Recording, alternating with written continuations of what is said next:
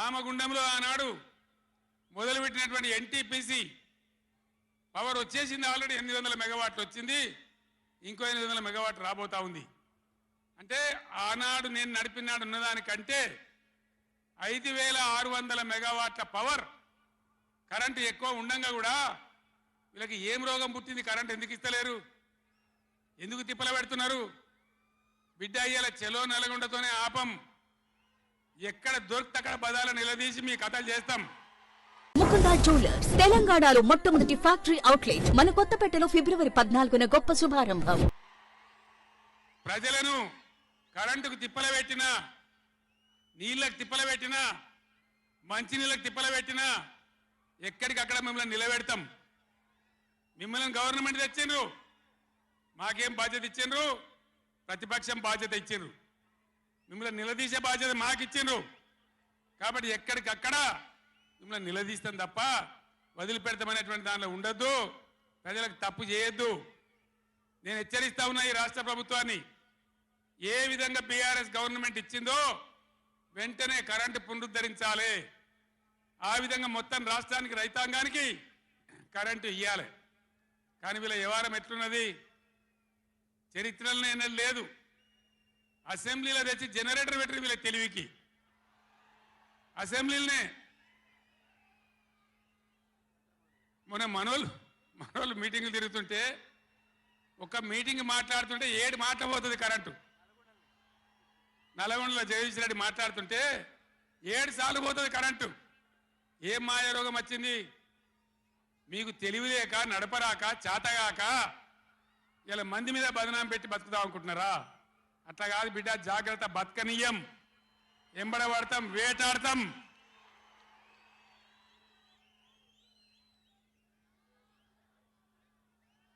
ఏం పనులు చేయాలి వీళ్ళు? మేము చేసిన కాడికి మేము చేసినాం. మేము చేసిన ఫలితం కండార చూసినాం. తెలంగాణ ఒకనాడు ఏడ్చిన తెలంగాణ 3 కోట్ల టన్నుల వడ్లు పండించింది ఇదే తెలంగాణ. 3 కోట్ల టన్నులు. ఏం బీమారీ వచ్చింది నాకు అర్థం కాదు. రైతు బంధు ఇస్తానికి కూడా శాతం అయితే లేదా? ఇంత దద్దమ్మలా? రైతు బంధు కూడా ఇయ్యరా? నియమ ఇస్తే ఇచ్చినవి, ఇవ్వకపోతే ఇయ్యలే. ఇస్తే ఇచ్చినవి, ఇవ్వకపోతే ఇయ్యలే. అన్నదాతలను పట్టుకొని, రైతులను పట్టుకొని రైతు బంధు అడిగాను అని చెప్పుతోని కొట్టున్నట్టవా? ఎన్ని గుండెలురా మీకు? ఎట్లా మాట్లాడతారు? కండకావరమా? కన్ను నెత్తికొచ్చినాయా? ప్రజలని నానేది అట్లా. ఒక్క మాట చెప్తున్న, జాగ్రత్త. నోడు దురిసి మాట్లాడటోలారా, చెప్పులు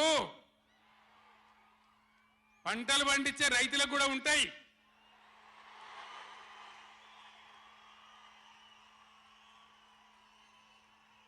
రైతుల చెప్పులు ఎట్లుంటాయి? బందోబస్తుకుంటాయి బాగా.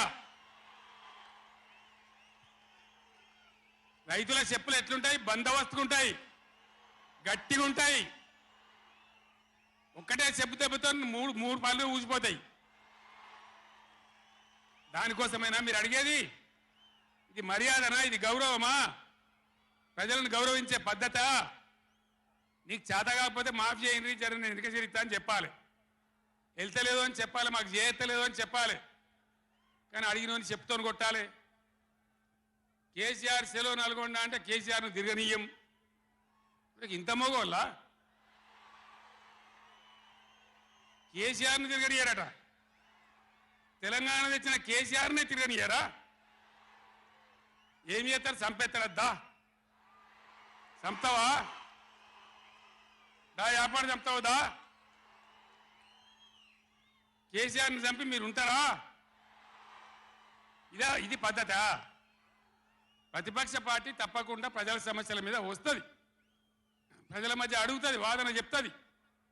నీ దమ్ముంటే మేము చేసిన దానికన్నా ఇంకా మంచిగా చేసి చూపి. కరెంటు మంచిగా చూపి. ఆగమాగం అడివడివి ఇష్టం వచ్చినట్టు ఏం చేయాలి? అలా పాలమూరు ఎత్తిపోతల పూర్తి చేయాలి. దాని గురించి మాట లేదు. ఖమ్మంలో సీతారామ ఎత్తిపోతల పూర్తి చేయాలి, దాని గురించి ముచ్చట లేదు. ఇంకా గురుకులాలు ఎక్కువ పెట్టాలి పేద పిల్లల గురించి, ఆ ముచ్చట లేదు. కరెంటు మంచికి ఇవ్వాలి, ఆ ముచ్చట లేదు. మంచినీళ్ళు రావాలి మంచిగా. రాష్ట్రంలో చాలా దిక్కువ తిప్పలైతా ఉన్నది, పట్టించుకునే నాతులు లేడు.